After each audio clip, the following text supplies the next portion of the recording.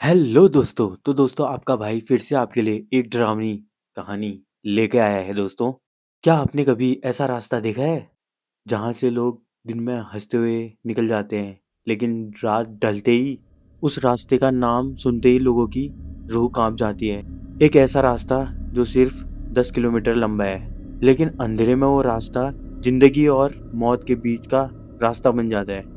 आज की कहानी है एक सूखे तालाब की और उन बच्चों की जिनकी आवाजें आज भी अंधेरे में सुनाई देती हैं। बचाओ बचाओ बचाओ। अगर आप दिल से मजबूत नहीं हैं, तो आप रात को इस कहानी को मत सुनिएगा। वो गांव पहाड़ियों के बीच छुपा हुआ था, एक छोटा सा गांव जहां हर कोई एक दूसरे को जानता था। उस गांव से मार्केट को जाने वाला रास्ता सिर्फ एक ही था, लगभग 10 किलोमीटर। लोग सुबह सुबह निकलते थे सब्जी लेने के लिए, दवा लेने, अपने जरूरी कामों के लिए। गांव में एक ही नियम था, अंधेरे होने से पहले घर लौट, क्योंकि अंधेरा होते ही वो रास्ता बदल जाता है। उस रास्ते की शुरुआत में पहले एक तालाब हुआ करता था। आज वो तालाब सूख चुका है, लेकिन पहले की वो पसंदीदा जगह बच्चों की थी। एक दिन दोपहरी के गर्मी में 4 बच्चे नहाने गए। गांव वालों ने सोचा बच्चे हैं, खेल रहे होंगे, नहा रहे होंगे। लेकिन जब शाम को बच्चे घर नहीं लौटे तो गांव में हलचल मचने लग गई।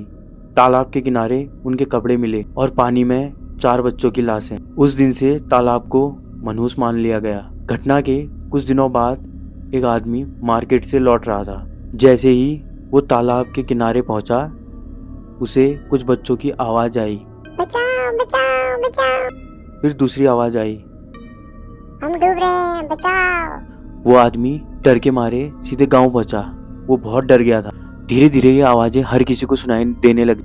कभी हंसने की आवाज, कभी रोने की आवाज, कभी पानी के छींटों की आवाज।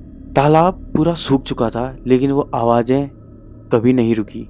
एक दिन गांव का आदमी मार्केट गया और मार्केट में उसका बहुत लंबा काम खिंच गया था, तो उसे बहुत देर हो गई थी कि मार्केट में ही वो सोच रहा था उस रास्ते से रात को जाना ठीक नहीं। फिर उसने फैसला लिया, अब मैं मार्केट में ही रुक जाता। लेकिन रात को उसे नींद नहीं आई। मार्केट के रूम में ही उसको वो आवाज सुनाई देने लगी, बचाओ बचाओ बचाओ, मुझे बचाओ।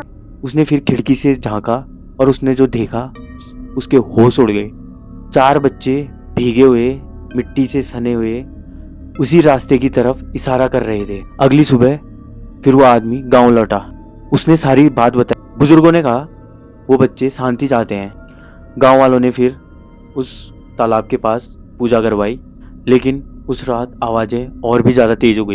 अब सिर्फ बच्चे नहीं, पानी में डूबने की आवाज और किसी के हाथ पकड़ने का एहसास भी हो रहा था। आखिरकार एक रात एक बूढ़ा आदमी उस रास्ते पर गया। उसने उन बच्चों से कहा, अब तुम्हें इंसाफ मिल गया, अब तुम यहाँ से जाओ। उस रात के बाद आवाजें बंद हो गई, लेकिन आज भी कोई इंसान अंधेरे में उस रास्ते से कोई नहीं जाता, क्योंकि लोग कहते हैं अगर उस रास्ते पे अंधेरे में कोई जाता है तो उन बच्चों की आवाज फिर से लौट के आ सकती है। अगर आपको कभी ऐसे सुनसान रास्ते पे किसी बच्चों की आवाज सुनाई दे तो रुकिएगा मत और पीछे मुड़कर भी देखिएगा मत, क्योंकि कुछ आवाजें आपको देखने के लिए नहीं, आपको रोकने के लिए होती। तो दोस्तों ये एक छोटी सी स्टोरी आपके लिए मैं लेके आया था।